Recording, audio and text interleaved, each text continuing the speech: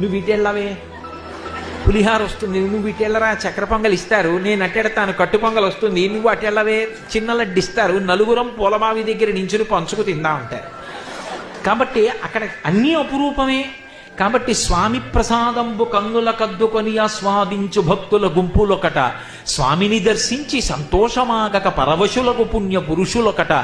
ఆ స్వామిని దర్శనం చేసుకుని బయటికి వచ్చి, బాగా చూసావా అంటే నీకో విషయం చెప్పనా, నువ్వు అక్కడ దాకా వెళ్ళిన తర్వాత జరగండి అంటే వచ్చేసావా, నా ముందు ఎవరో ముఖ్యమైన వాళ్ళు విఐపీలు వచ్చారే, వాళ్ళ తాలూకా అనుకుని నన్ను కూడా పక్కకి నిల్చోండి అన్నారు. 5 నిమిషాలు అలా నిల్చోబెట్టేశారు, 5 నిమిషాలు చూశాను అని మురిసిపోతుంటే, నువ్వు అదృష్టవంతురాలు, అనవసరంగా నిన్ను దాటి ముందుకెళ్ళానని ఈవిడండి.